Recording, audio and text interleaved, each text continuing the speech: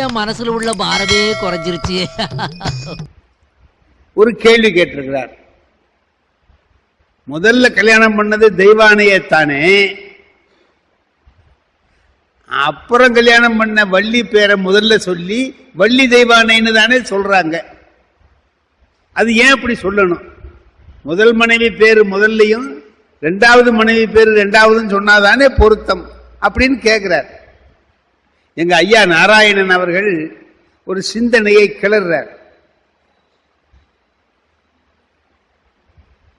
நம்ம ஏ லட்சுமணசாமி முதலியார், ஏ ராமசாமி முதலியார்னு ரெண்டு பேர் உலக புகழ் பெற்ற இரட்டையர்கள். குவீன் எலிசபெத் அவங்களுக்கு பிரசவம் பார்த்தவர் லட்சுமணசாமி முதலியார். டாக்டர் ஏ லட்சுமணசாமி முதலியார் 25 வருஷம் தொடர்ந்து சென்னை பல்கலைக்கழகத்துக்கு துணைவேந்தராக இருந்தவர் அவர்தான். தமிழ்நாட்டில் மேல் சபை இருக்கிற போது அதற்கு தொடர்ந்து எதிர்க்கட்சி தலைவராக இருந்தவர் ஏ லட்சுமணசாமி முதலியார். அவர் எதிர்க்கட்சி தலைவர் தான். ஆனா அவர் எதை சொன்னாலும், அது பக்தவத்சலமா இருந்தாலும் சரி, காமராஜரா இருந்தாலும் சரி, அண்ணாவா இருந்தாலும் சரி, அவர்கள் அத்தனை பேரும் அதற்கு மதிப்பு கொடுத்து என்ன செய்ய வேண்டும் என்பதை உடனே செய்வார். அந்த அளவிற்கு தகுதியும் திறமையும் வாய்ந்த ஒரு எதிர்க்கட்சி, மேலவை எதிர்க்கட்சி தலைவராக விளங்கியவர் அவர். நான் இதை எதுக்கு சொல்றேன் அப்படின்னு கேட்டீங்கன்னா, ராமசாமி முதலியார் முந்தி உள்ளவர் அண்ணன், லட்சுமணசாமி முதலியார் அவர் தம்பி. இதான் உள்ளது. ராமசாமி முதலியார் உலக புகழ் பெற்றவர், பெரிய ஆங்கிலத்தில் பேசுறதுல பெரிய வல்லவர், அரசியல்வாதி, பெரிய அந்த வெள்ளக்காரங்காலத்தில் பெரிய நிலையில் இருந்தவர். இவர் மருத்துவத்துறையிலே பெரியவர். இன்றைக்கும் பிரசவத்துறையிலே அவர் லட்சுமணசாமி முதலியார் எழுதின புத்தகம் தான் சிறந்த புத்தகம்.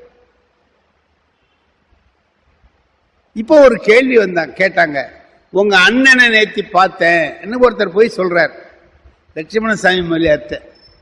அண்ணங்கிறத நீ கண்டியா? அவங்க ரெண்டு பேரும் ஒன்னா பிறந்தவங்க. லட்சுமணசாமி முதலியார் கேட்டார், அவரு என்னோட அண்ணன்னு உனக்கு தெரியுமான்னு கேட்டார். உனக்கு தெரியுமா? இல்ல அப்படித்தானே உலகத்துல சொல்றாங்க. உலகத்துல உலர்வான் அதெல்லாம் நீ கேட்பியா? நான் தான் மூத்தவன். என்னங்கய்யா உலகம் அப்படி? நான் சொல்றேன், நான் டாக்டர்.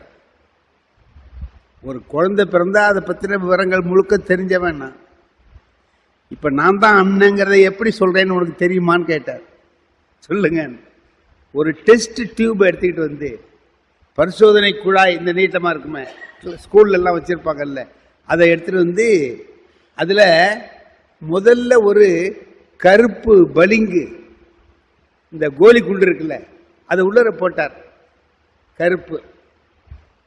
அதுக்கு மேல ஒரு சிவப்பு குண்டை போட்டார். எதை முதல்ல போட்டேன்னு கேட்டார், கருப்ப.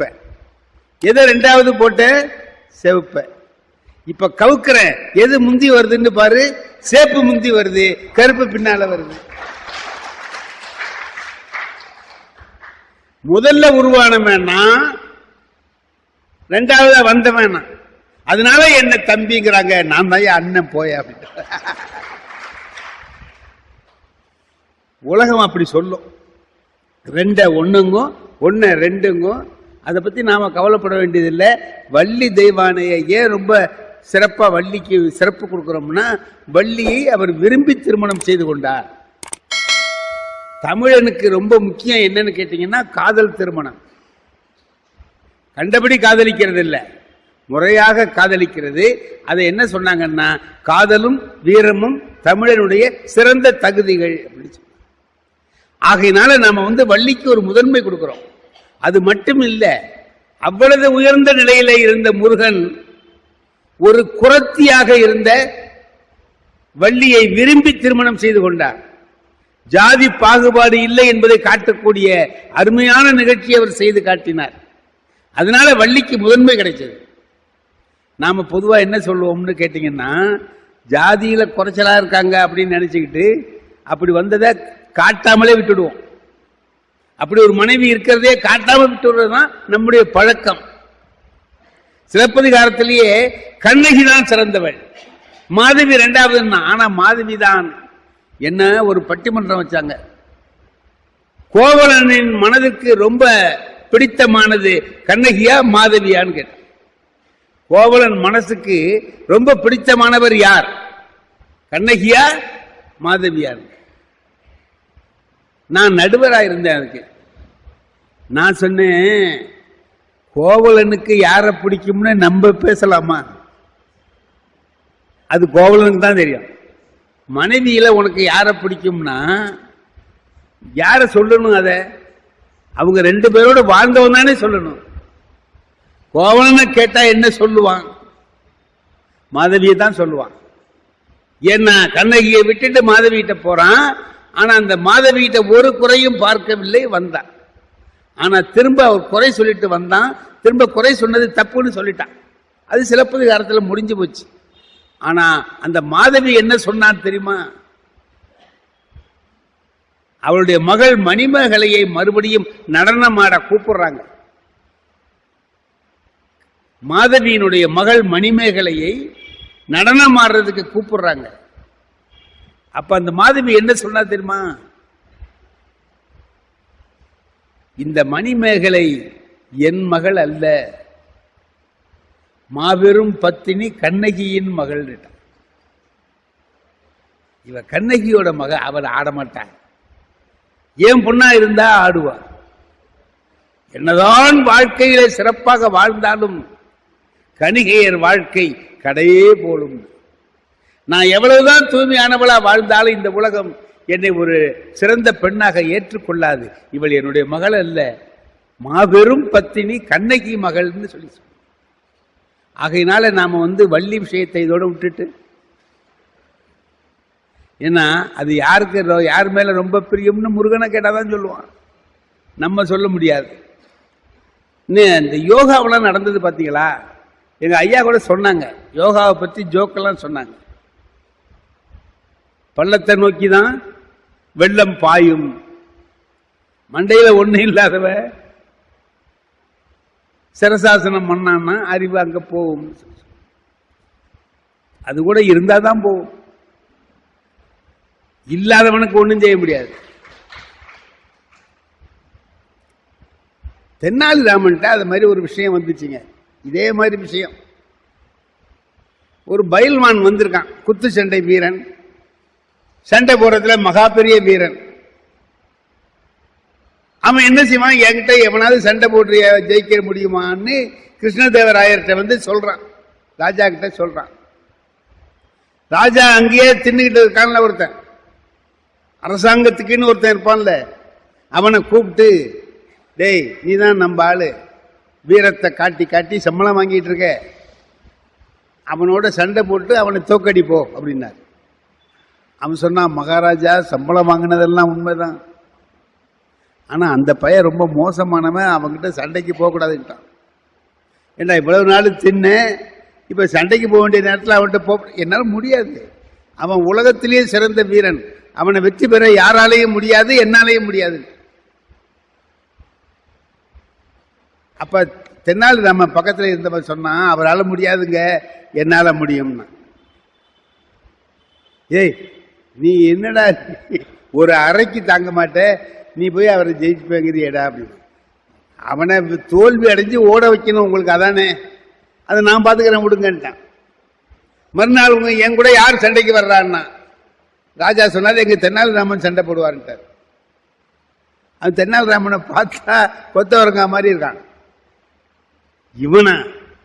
இவனை விட நல்ல வீரன் உங்க நாட்டில் இல்லையான்னா, நீ முதல்ல இவனுக்கு பதில் சொல்லு போ. அப்போ மறுநாள் போர்க்களத்தில் அப்படி நிற்கிறாங்க, மேடையில் அப்படி நிற்கிறாங்க ரெண்டு பேரும் சண்டை போடுறதுக்கு. அவன் ஒரு இவ்வளவு பெருசு ஒரு கட்டு என்னமோ வச்சு கட்டியிருக்கான். என்னமோ கட்டி ஒரு துணியில கட்டி ஒரு ஓரமா வச்சிருக்கான். அவர்கிட்ட கேட்கிறான், அந்த வீரங்கிட்ட இவன் கேட்கிறான், தென்னாலிராமன், எப்படி நம்ம கண்டபடி சண்டை போடலாமா இல்ல இலக்கண முறைப்படி சண்டை போடுவோமா? இலக்கண முறைப்படி தான் சண்டை போடணும். அப்படின்னா உங்களுக்கு திலகாஷ்ட மகிஷ பந்த முறைப்படி சண்டை போடலாம்ல அப்படின்னா என்ன அதுன்னா, அதான் திலகாஷ்ட மகிஷ பந்த முறையில சண்டை போடலாமா? அது என்ன அதே தெரியாதா? எடையாடி வீரங்கிற திலகாஷ்ட மகிஷ பந்தம் தெரியாம இருக்க? அதுல உள்ள முறைப்படி நான் சண்டை போடுவேன். ஒண்ணு வேண்டியதில்லை, நான் ஒரு புடி போட்டு காட்டுறேன், அந்த புடிக்கு பேரு என்னன்னு சொல்லு, அதை எப்படி காலி பண்ணலான்னு சொல்லு. இருங்க, அது என்ன புஸ்தகம் சொன்னீங்க? திலகாஷ்ட மகிஷ பந்தம். நான் அதுவே கேள்விப்படல. அந்த முறைப்படி நீங்க சண்டை போட்டீங்கன்னா நான் எப்படி சண்டை போட முடியும்? நான் அதை போய் தெரிஞ்சுக்கிட்டு வந்து அப்புறமா கூட சண்டைக்கு வரேன்ட்டு அவன் போயிட்டான். அவன் போயிட்டான்னு வெற்றி அடைஞ்சாச்சு. இப்போ கிருஷ்ணதேவராயர் கூப்பிட்டு கேட்கிறார், என்னப்பா என்ன திலகாஷ்ட மகிஷ பந்தம்னு சொல்லியே, அது என்ன புஸ்தகம், எங்க உள்ளது, எப்படி தேடி கண்டுபிடிச்சேன்? நல்ல எங்க கொள்ளையில இருந்தது தான், அதை வச்சு ஒரு தயாரிச்சது தான் புஸ்தகம். தயாரிச்சியா? என்னடா தயாரிச்ச? தில்லுன்னா எள்ளு, எள்ளு செடியை ஒடிச்சு ஒரு 4-5 செடியை எரும மாடு கட்டுற கயிற்றுல கத்தி அதில் துணியில சுத்தி வச்சிருக்கிறேன். மகிஷ பந்தம்னா எரும மாடு கட்டுறதுன்னு அர்த்தம். மகிஷம்னா எரும மாடு, பந்தம்னா கட்டுறது. திலகாஷ்ட மகிஷ பந்தம்னா எள்ளு குச்சியே எரும மாட்டு கயிறால கட்டினதுன்னு சொல்லி நான் சொன்னேன். அவன் அது படிக்கலன்ட்டு போயிட்டான். அது மாதிரி யோகாவை எப்படி செய்ய தெரியும் நம்மளுக்கெல்லாம் சொன்னா அந்த முறையில செய்வோம். வேற இந்த முறையில செய்யலையேன்னு வருத்தப்படுறோம். இனிமே வருத்தப்பட்டாலும் ஒண்ணுதான், வருத்தப்படாட்டியும் ஒண்ணுதான். அவ்வளவு அழகாக செய்த அந்த குழந்தைகளை எவ்வளவு பாராட்டினாலும் தகும். நாம எல்லாரும் அவர்களை பாராட்ட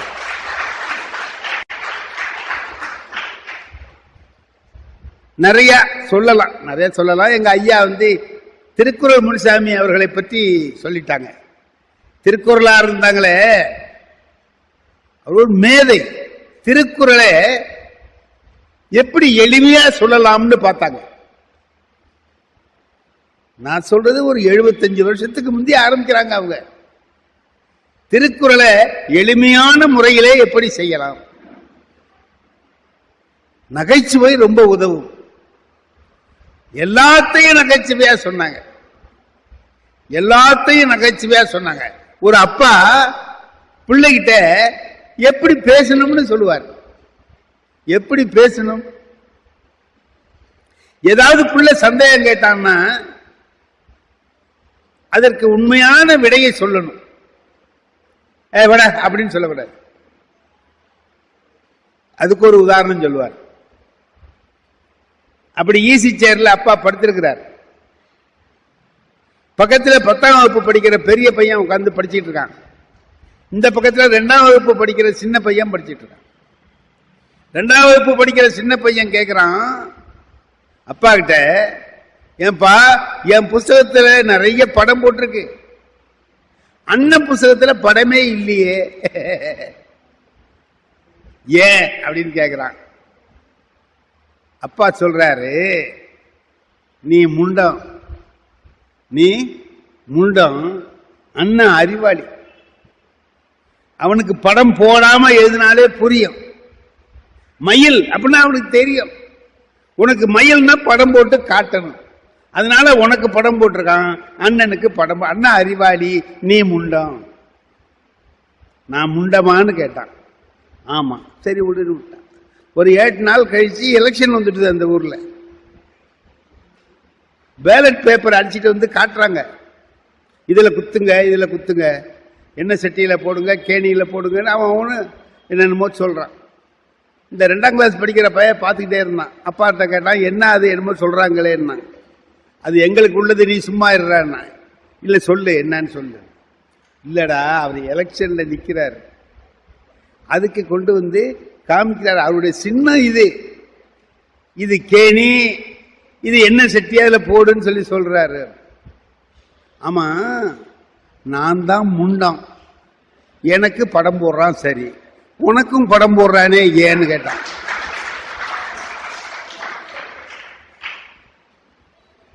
அப்ப என்ன சொல்லுவான்? நீ சின்ன முண்டம், நான் பெரிய முண்டம்.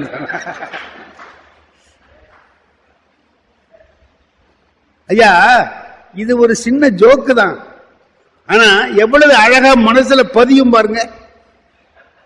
நல்ல வார்த்தைகளை பேசுங்க, நல்ல வார்த்தைகளை பேசு. எங்க வீட்டுக்கு வந்திருந்தாங்க, நாகூர்ல ஒரு கூட்டம், எல்லாரும் பேசுறோம். பேசினார். கடத்தெருவுல கூட்டம். அந்த பேசுற இடத்துக்கு எய்தாப்புல ஒரு பால் வியாபாரம் பண்றவர் ஒருத்தர் கடை வச்சிருக்காரு, காஃபி பார். அவர் என்ன பண்ணாரு? திருக்குறளார் மேல ரொம்ப அன்பு உள்ளவர்.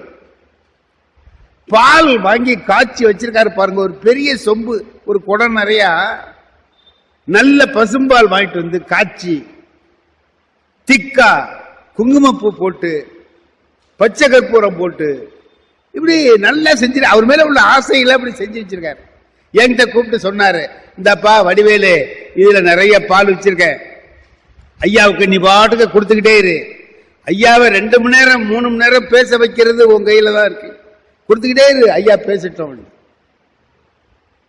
அந்த கடையில சின்னோண்டு டம்ளர் தானுங்களே இருக்கும், காஃபி பார்ல சின்னதா தான் டம்ளர் இருக்கும். அந்த டம்ளர் தான் கொடுத்தாரு. நான் கொடுக்குறேன்.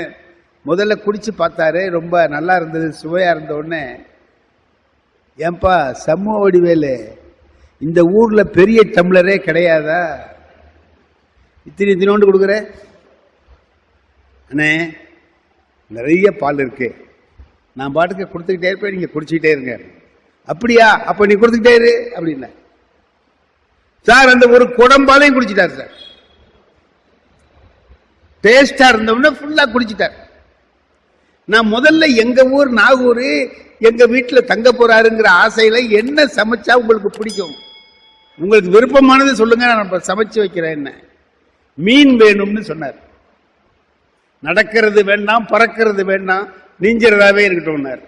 நல்லதா பார்த்து வாங்கி சமைச்சு வச்சிருக்கோம் வீட்டில். எங்க அம்மா நல்லா சமைப்பாங்க, மீன்லாம் சமைச்சு வச்சிருக்காங்க. இங்கேருந்து உட்கார்ந்தோடனே இந்த மீனை பார்த்தாரா, எப்பா என்னடா இப்படி போட்டு என்னை கெடுத்துட்டியடா, இந்த மாதிரி மீன் வீட்டில் இருக்குங்கிற விஷயத்த சொல்லியிருந்தீங்கன்னா இந்த பாலை அவ்வளவு குடிக்காம இருந்திருக்கலாம். இப்ப வயிறு பூரா பாலா இருக்கு, எப்படா மீனை சாப்பிடுறது? அப்புறம் சொன்னாரு, மீனை வைங்கம்மா, சோத்தை சும்மா தொட்டுக்கிற மாதிரி வச்சிருங்க, நான் மீனா சாப்பிட்றேன் அப்படின்னார். ஒரு 4-5 மீன் சாப்பிட்டார், நல்லா இருந்தோடனே சாப்பிட்டார். அப்புறம் இப்படி வந்துட்டு இப்படி இப்படின்னாரு. என்னென்ன அப்படின்னு, இப்போ பகவான் பார்க்கடல்ல நீஞ்சிறாருப்பா அப்படின்னார். பகவான் பார்க்கடல் மச்சாவதாரம் எடுத்து உள்ள பால் கடல் இருக்கு, அதுல நீஞ்சிறாராம். பகவான் பார்க்கடல்ல நீஞ்சிறாருப்பா அப்படின்னார். சரி, கொஞ்ச நேரம் இப்படி பார்த்தாரு. வடிவேலு, இன்னைக்கு ராத்திரி வயிற்றுல டிராமா தான் நடக்கும் அப்படின்னார். எப்படி என்ன கண்டுபிடிச்சிங்கன்னு, ஃபர்ஸ்ட் பெல் அடிச்சுட்டாங்கங்கிறாரு.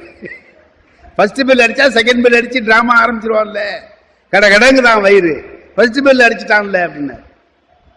எங்க வந்தாலும் அந்த சுவை, அழகான பேச்சு, இவ்வளவையும் வைத்து தமிழ்நாட்டையே மயக்கி வச்சிருந்தார் எங்க திருக்குறளார்.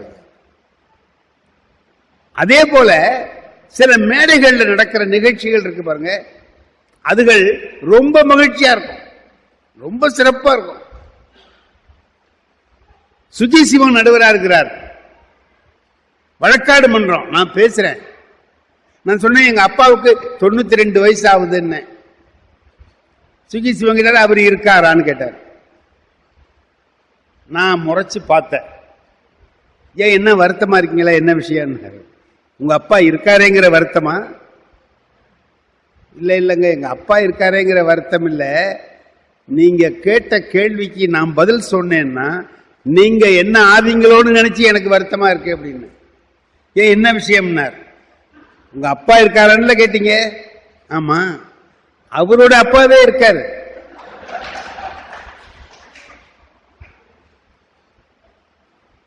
சிகிச்சை கேட்கிறார். அவர் அப்படியே திகைச்சு போய், உங்க வீட்டுல யாருமே செத்தது இல்லையான்னு கேட்டார். யாருமே செத்தது இல்லையான்னார். எங்க வீட்டில் இது வரைக்கும் யாரும் செத்தது கிடையாதுங்க. இது ஒரு ஆச்சரியமால இருக்கு. ஒரு வீட்டில் யாரும் சாகாம இருப்பாங்களா? தாத்தா செத்திருப்பாங்க, தாத்தா பாட்டி செத்து, யாரோ செத்திருப்பாங்க. ஐயா சாகலன்னு நான் சொல்றேன். அப்ப புத்தரை உங்க வீட்லயே கடுகு வாங்க சொல்லிருக்கலாமே. அவருக்கு தெரியல எங்க வீட்டை பத்தி, அதனால வரல. முடிஞ்சு. அது நடந்து ஒரு 10 நிமிஷம் கழிச்சு ஏதோ ஒரு ஞாபகத்தில் நான் என்ன சொல்றேன், வேற ஒரு செய்தி சொல்றதுக்காக எங்க வீட்டுல ஒரு 2 மாசத்துக்கு முன்னாடி 110 வயசுல ஒரு கிழவி செத்து போச்சுன்னு நிறுத்துங்கன்ட்டார். கொஞ்ச நேரத்துக்கு முந்தி எங்க வீட்டுல யாரும் சாகலன்னு சொன்னீங்க, இப்ப 110 வயசு கிழவி செத்து இருக்குங்கிறீங்களே.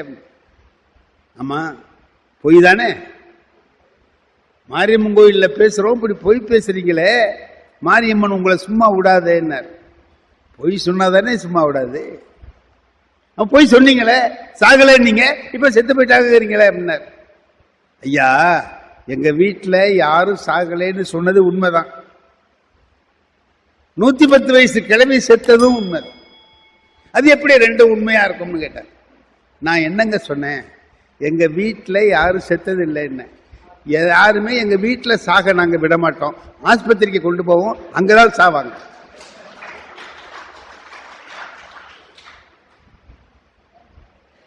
இந்த கிழமையையும் கொண்டு போகலான்னு தாங்க நினைச்சோம், அதுக்குள்ள செத்து போட்டுது. அவர் சொன்னார், நீ எந்த ஊர்ல போனாலும் பொழைச்சுக்கோ ஐயா. எதுக்கு சொல்றேன், மேடையில அப்படி நடக்கிற போது ஒரு தடவை தவத்திரு குன்றக்குடி அடிகளார், அவர் எவ்வளவு பெரியவர், அவருக்கு என்னன்னு கேட்டீங்கன்னா, யாராவது கதை சொன்னா பிடிக்காது, ரொம்ப சீரியஸா பேசுறவர் அவர். ஆனா என்கிட்ட நான் அவருக்கு பயந்துகிட்டு கதை சொல்லாம சீரியஸா பேசுவேன். நிறுத்து, உன்னை பேச கூப்பிட்டாங்களே தவிர உன்னை மாதிரி ஒரு ஆளை அனுப்ப சொல்லல, நீ ஓம் பேச்ச பேசுப்பார். யா ஏதாவது சொன்னா நீங்க கோச்சு, நீ சொல்றது சொல்லப்பா, ஏதாவது விஷயத்தோட சொல்லுன்னா. ஒரு தடவை நாகப்பட்டினத்தில் பட்டிமன்றம் நடக்குது. வள்ளலார் கருத்துக்கள் பழமையா புதுமையா? நான் புதுமைன்னு பேசுறேன், பழமைன்னு வேற ஒருத்தர் பேசுறேன், ராசுன்னு ஒருத்தர் பேசுறேன், அடிகளார் நடுவர். நான் பதில் சொல்றதுக்கு எழுந்திருக்கிறேன். அவர் என்ன செய்யறாரு, அடிகளார் வம்பு வளர்க்கறதுக்காக அந்த எதிர்கட்சி தலைவரை தூண்டி விட்டு கேள்வி கேளுங்கிற. என்ன கேட்க சொல்றாரு, நீங்க புதுமையை பத்தி இவ்வளவு ஆவேசமா பேசுறதுக்கு வந்திருக்கீங்களே, உங்க திருமணம் பழைய முறையில நடந்ததா புது முறையில நடந்ததான்?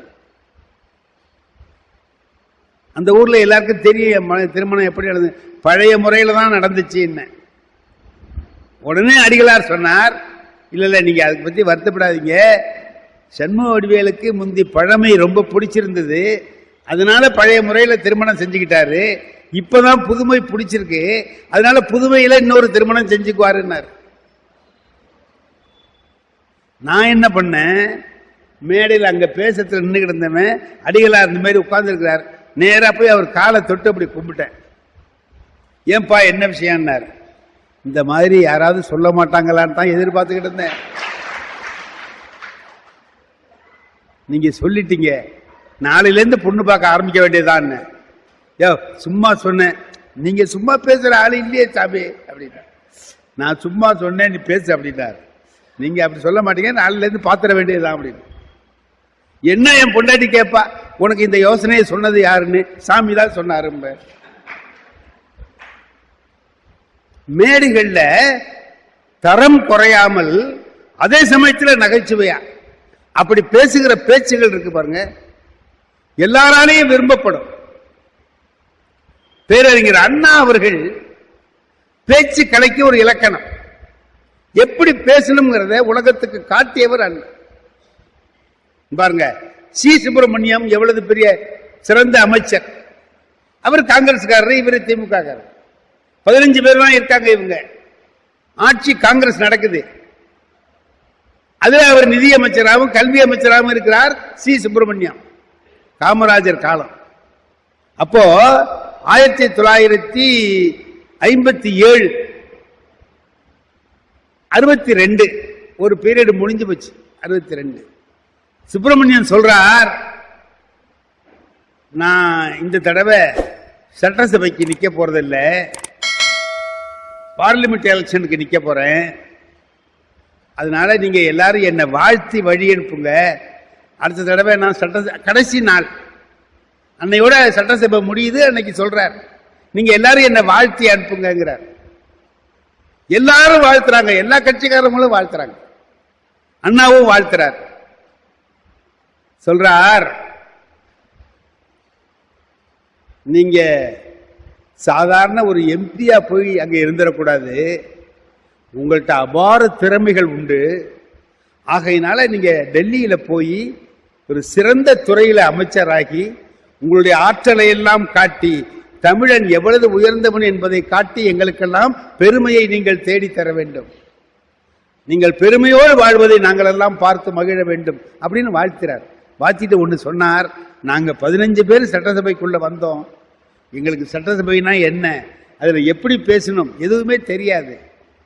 நீங்கள் இயேசுநாதர் மாதிரி இருந்து எங்களுக்கெல்லாம் வழிகாட்டினீர்கள். இயேசுநாதர் மாதிரி இருந்து எங்களுக்கெல்லாம் வழிகாட்டினீர்கள். சுப்பிரமணியன் சும்மா இல்லாம அவர் என்ன பண்ணார், அதே மாதிரி சிலுவையில் அரைஞ்சிட மாட்டீங்களே. இயேசுநாதரை சிலுவையில் அரைஞ்ச மாதிரி அரைஞ்சிட மாட்டீங்களே என்ன. அதுக்கு அண்ணா ஒரு பதில் சொன்னார். சி சுப்பிரமணியம் அவர்கள் இயேசுநாதர் கடையை படித்திருக்கிறாரே தவிர சரியாக படிக்கவில்லை. படித்திருந்தால் அவருக்கு ஒன்று புரிந்திருக்கும். இயேசுநாதர் சிலுவையில் அறையப்பட்டது உண்மை, ஆனால் அதற்கு காரணம் அவருடைய எதிரிகள் அல்ல, அவருடைய சிஷ்யர்கள் தான். நீங்கள் டெல்லிக்கு போய் சிறப்போடு வாழ வேண்டும் என்று நாங்கள் நினைக்கிறோம். ஒரு கால் ஏதாவது இடையூறு ஏற்பட்டால் அது எங்களால் ஏற்படாது, உங்கள் தொண்டர்களால் தான் ஏற்படும்.